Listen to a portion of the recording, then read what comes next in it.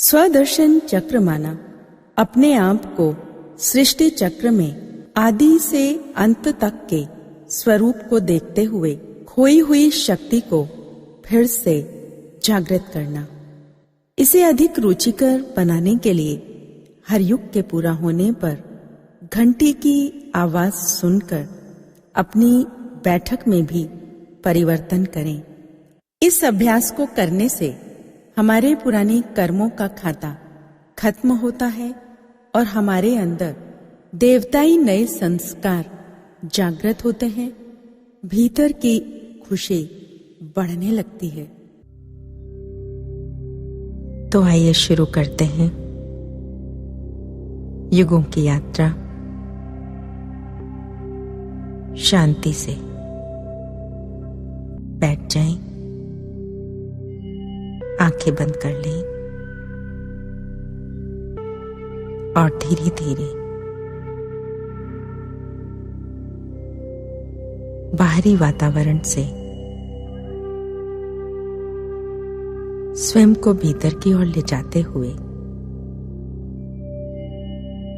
अपना सारा ध्यान आंखों के पीछे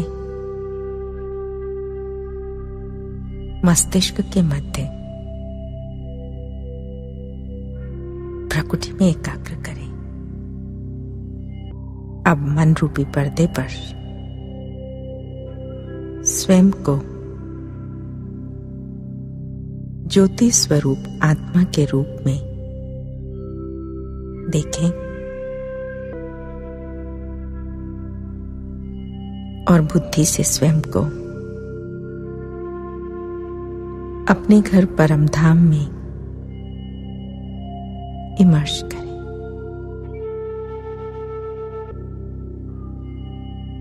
लाल सुनहरे प्रकाश में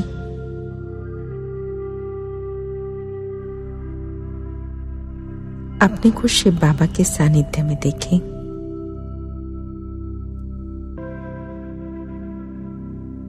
विचार दें, यहां मैं संपूर्ण स्वतंत्र हूं।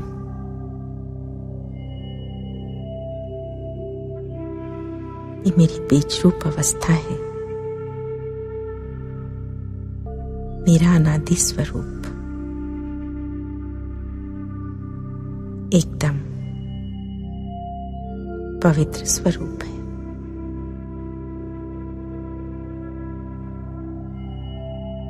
मेरे सारे गुण मेरे भीतर में मर्ज रूप में है।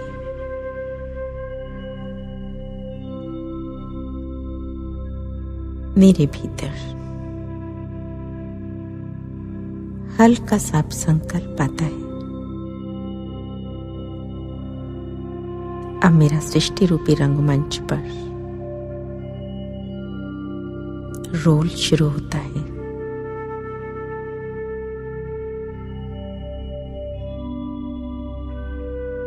आदि दुनिया में ऐसी दुनिया जो स्वर्ग कहलाती थी, अब मैं धीरे धीरे रोल प्ले करने के लिए ऊपर परम धाम से आती हूं। मेरे लिए सत्युगी देवताई चोला तैयार है और उस कंचन काया में मैं धीरे धीरे प्रवेश करती हूं।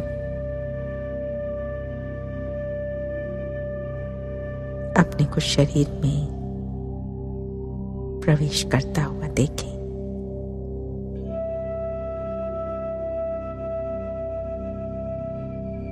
मन में विचार उठता है, ये ऐसी दुनिया जिसे सोने की चिड़िया कहा जाता है, इस दुनिया में। मैं आत्मा 16 कला संपूर्ण निर्विकारी मर्यादा पुरुषोत्तम के रूप में हूं।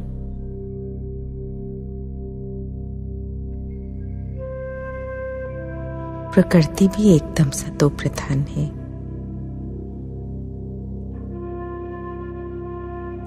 ये ऐसी दुनिया है जिसका गायन लोग करते हैं कि यहां शेर और बकरी भी एक घाट पर पानी पीते थे।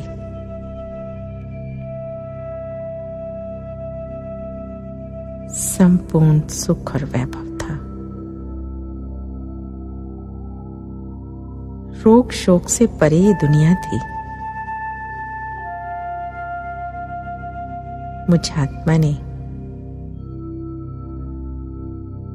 1250 वर्ष में यहां 8 जन्म लिए। मुझ आत्मा की औसत आयु लगभग 150 वर्ष थी। श्री लक्ष्मी, श्री नारायण की डायनेस्टी थी। धीरे धीरे जन्म लेते लेते मेरा सतयुग का काल पूरा हुआ और मुझ आत्मा ने त्रेता युग में प्रवेश किया।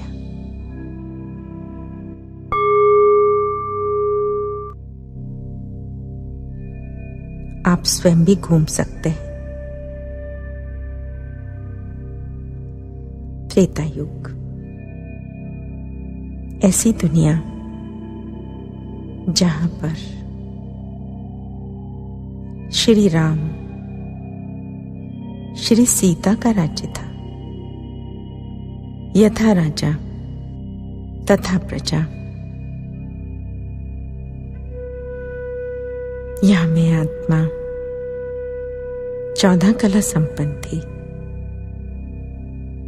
किसी भी प्रकार की कोई कमी नहीं थी। सब धन धान्य से संपन्न थे। ये भी तो मेरे पिता के द्वारा स्थापन किया हुआ राज्य था। यहां मुझ आत्मा ने 1250 वर्ष में 12 जन्म लिए। मेरी औसत आयु 125 वर्ष हो गई। धीरे धीरे मेरा त्रेता का काल भी पूरा हुआ और मुझ आत्मा ने द्वापर युग में प्रवेश किया।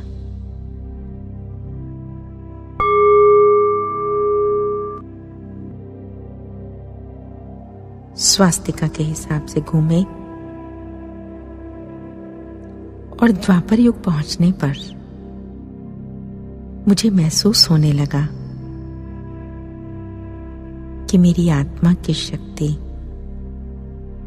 कुछ कम हो गई है। यहां मैं आत्मा 16 कला संपूर्ण से 8 कला संपन्न हो गई। माना मेरे भीतर गुण और शक्तियां आधी हो गई। मुझे भीतर में अपने कुछ कमी महसूस होने लगी। ख्याल चलने लगा, कहां गई वो मेरी शक्ति? कैसे मिल सकेगी? ये विचार आते ही उस उसे पाने के लिए मैंने विभिन्न तरीके अपनाए। कल्पना के आधार पर सबसे पहले ज्योतिर्लिंग शिव पिता की प्रतिमा बनाई और पूजना शुरू कर दिया।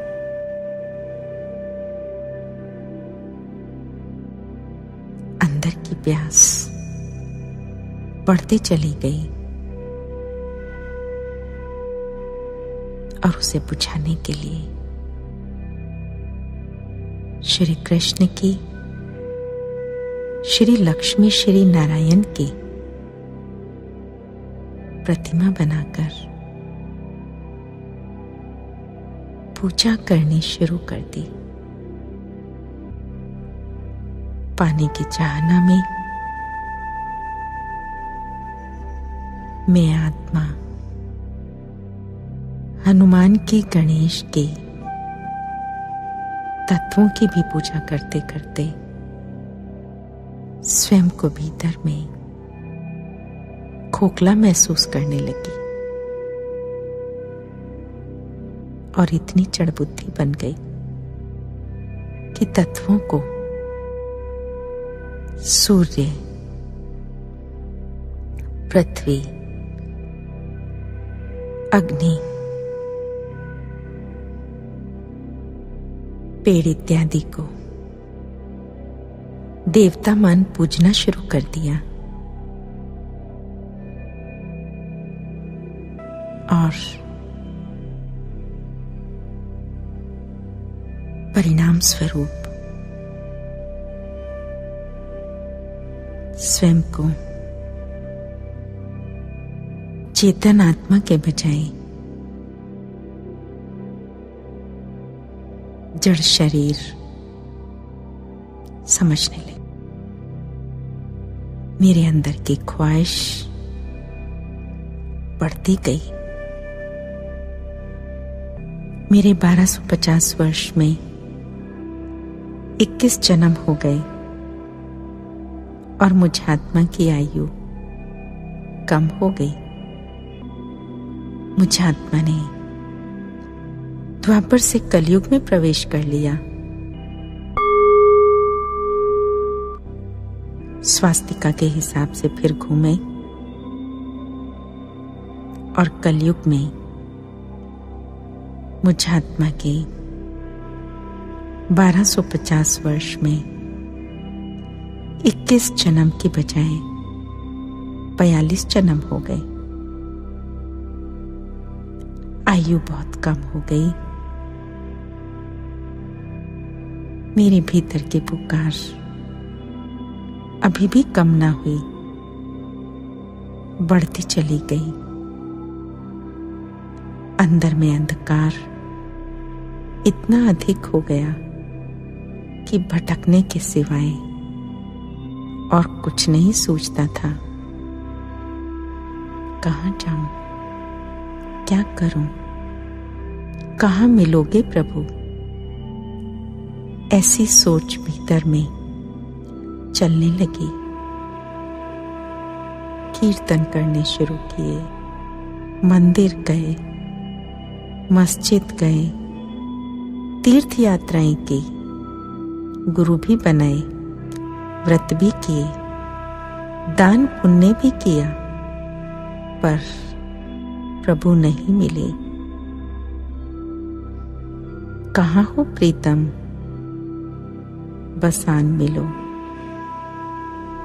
आपके बिछुड़न के दिन अब सहन नहीं होते। बस ऐसा सोचते सोचते समय बीतने लगा। कहाँ जाऊं, क्या करूं? हे प्रभु,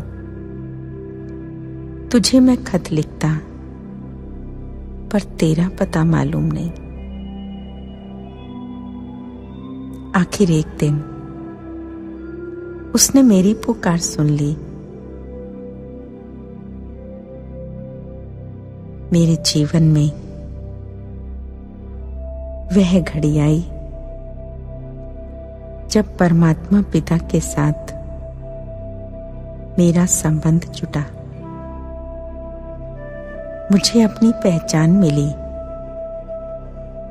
मेरे गम के दिन खुशी में बदल गए। अब मेरा सारा समय और सारी शक्ति याद और सेवा में गुजरने लगी। कितना खुशी का दिन था वो मेरा। याद करें वो दिन जब आपको ईश्वरीय ज्ञान पहले दिन मिला था। अब मेरा सारा समय ज्ञान सूर्य शिव बाबा की तरफ ही रहने लगा और मुझ आत्मा ने संगम युग में प्रवेश किया।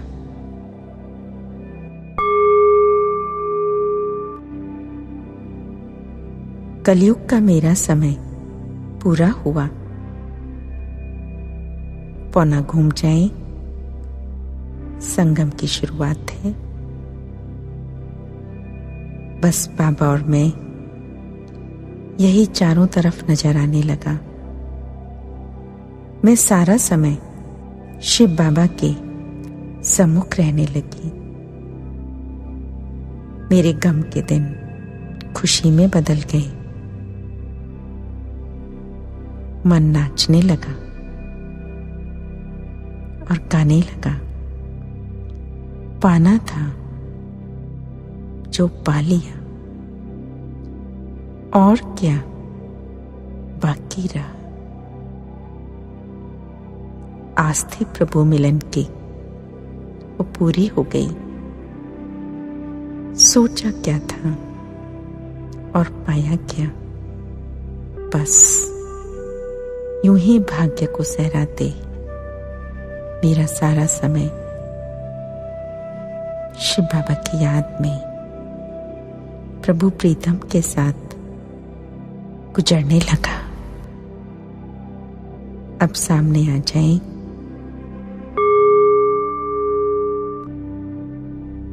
आंखें खोल लें। शांत बैठे हुए जो सुनहरे पल आपने अनुभव किए उन्हें आत्मसात करें।